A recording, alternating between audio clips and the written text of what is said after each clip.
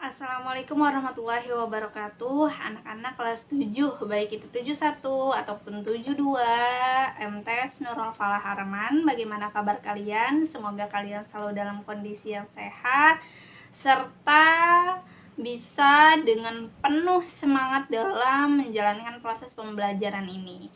Selamat datang kembali di video pembelajaran Bahasa Indonesia, tentunya bersama dengan Ibu Nabilah, yang hari ini kita akan membahas materi Bahasa Indonesia tentang tujuan teks deskripsi dan sebagainya nanti ya. Jadi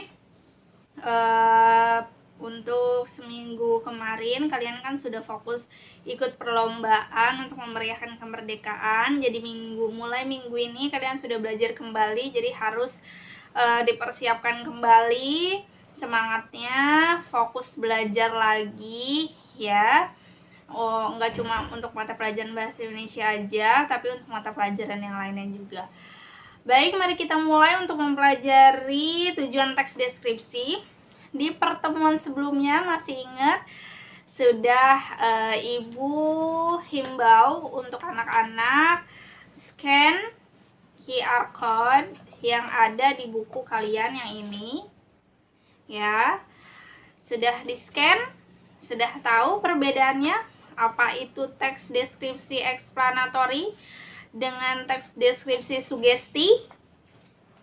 Nah, jadi tujuan teks deskripsi itu dibagi menjadi dua, ada teks deskripsi sugesti dan ada teks deskripsi explanatory. Ya, coba dibuka handphonenya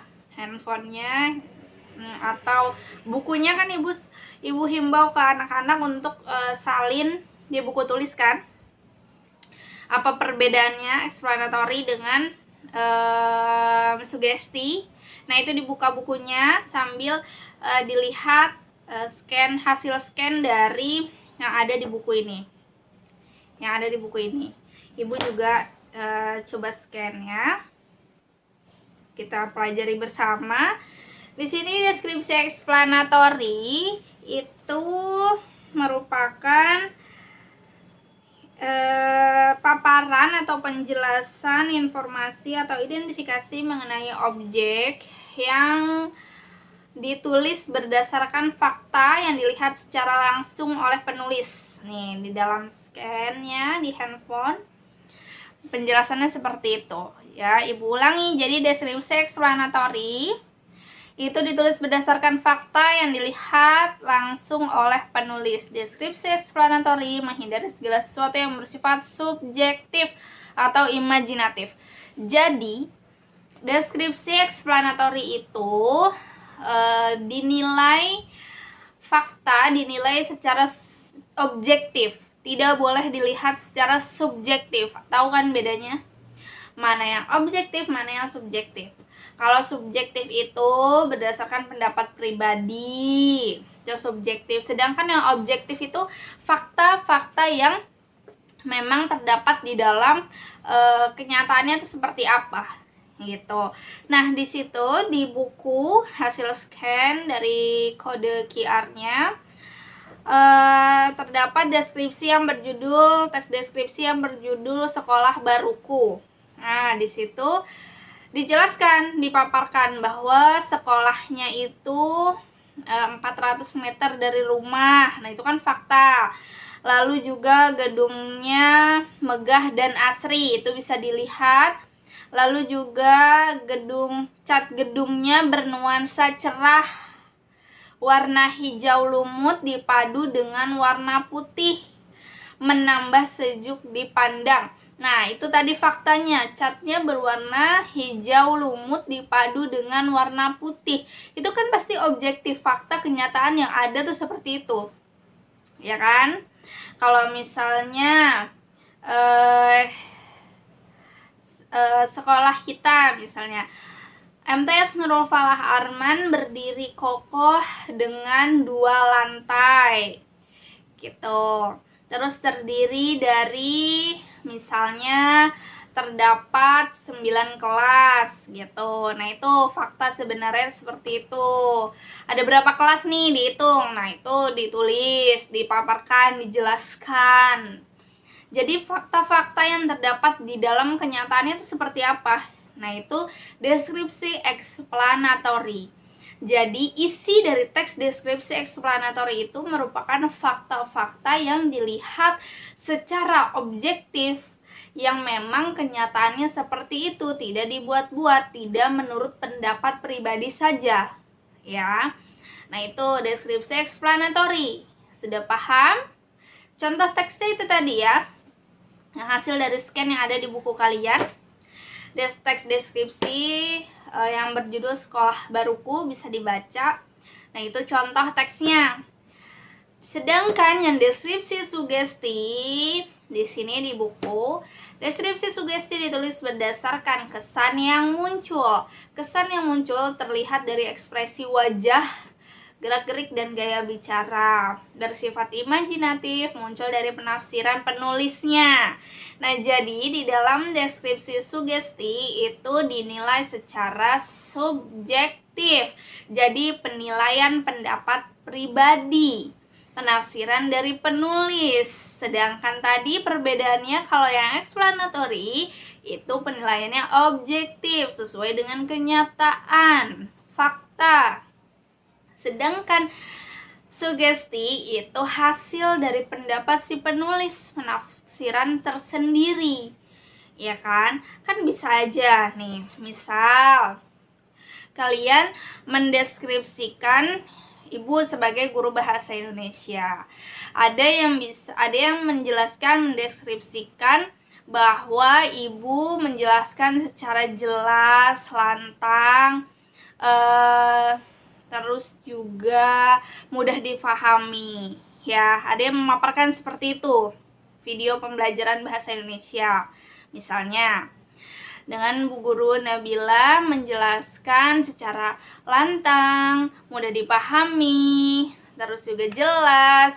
Namun, pasti ada yang mendeskripsikan lain, karena pendapatnya bisa aja berbeda, karena itu hanya penilaian pribadi, itu hanya penilaian sendiri-sendiri, jadi berbeda, ya kan? Kalau kalian penjelasannya itu seperti video pembelajaran pada hari Senin, pada tanggal berapa hari Senin hari ini 23 Agustus, Ibu Nabila memakai kerudung berwarna pink. Nah, itu deskripsi explanatory, jelas, fakta semua pasti sama.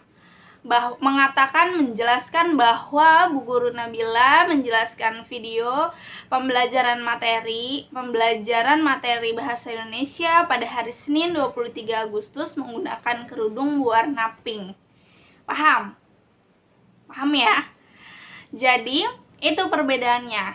Untuk rangkumannya, jadi deskripsi explanatory itu dilihat, dijelaskan, dipaparkan fakta berdasarkan fakta kenyataan yang ada.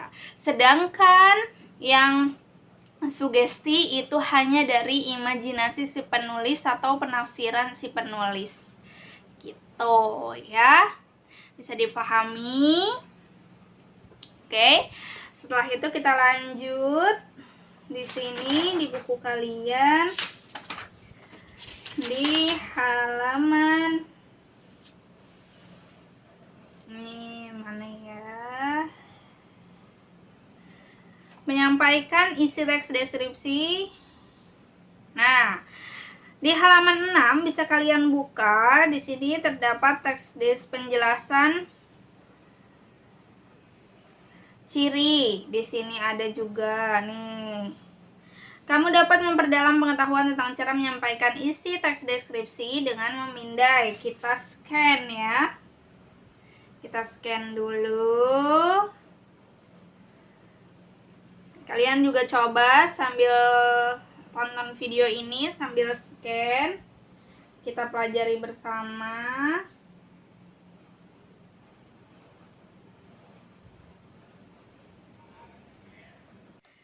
Masih di halaman 2 dijelaskan di sini kan kita sudah mempelajari tentang pengertian, ciri-ciri, jenis, ya kan? Tadi tuh jenis itu yaitu teks deskripsi benda, orang, tempat, terus waktu juga. Nah, itu merupakan jenis teks deskripsi atau yang tadi Ibu bilang sebagai tujuan teks deskripsi, deskripsi explanatory, dan teks deskripsi sugesti. Itu juga termasuk jenis-jenis dari teks deskripsi. Jadi sudah paham terkait tentang pengertian, ciri-ciri, dan jenis dari teks deskripsi. Sekarang lanjut kepada ide pokok. Nah, di sini masih di halaman 2 bahwa setiap bacaan, setiap teks itu terdapat ide pokok. Ide pokok pasti sudah dipelajari di MI atau SD-nya tentang ide pokok. Ide pokok, pokok pikiran, gagasan utama, kalimat utama, itu hal yang sama. Ada pada setiap paragraf di dalam teks. Ibu ulangi. Ide pokok, kalimat utama, gagasan utama, pokok pikiran itu terdapat di setiap paragraf di dalam teks. Untuk saat ini teks yang kita pelajari teks deskripsi. Jadi pasti terdapat pokok pikiran atau ide pokok di dalam setiap paragraf teks deskripsi. Adanya di mana, Bu? Nah, terdapat di mana? Yo, di buku kalian tertulis tuh, terletak di awal atau yang disebut deduktif. Dicatat tuh di buku catatan bahasa Indonesianya. Pokok pikiran, kalimat utama, gagasan utama, ide pokok yang pertama terdapat di awal atau yang disebut deduktif. Kedua, ada di akhir yang disebut induktif. Yang ketiga, terdapat di deduktif atau di induktif, di awal atau di akhir. Yang terakhir tersebar di seluruh paragraf. Gitu.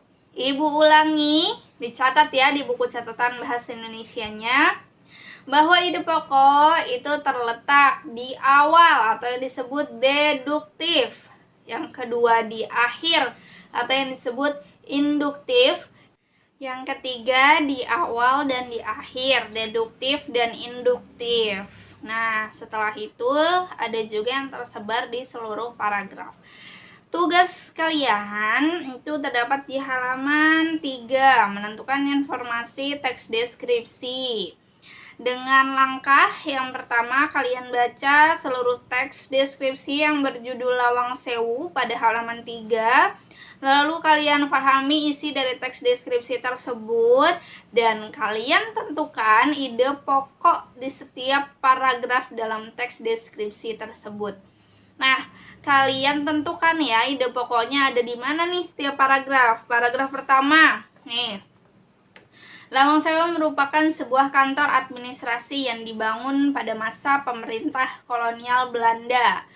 Dan sampai kepada kalimat terakhir tuh, pembangunan kantor berlangsung mulai 27 Februari 1904 hingga 1 Juli 1907. Nah, itu paragraf pertama. Kalian cari ide pokoknya ada di mana? Ada di awal atau di akhir kalimat utamanya.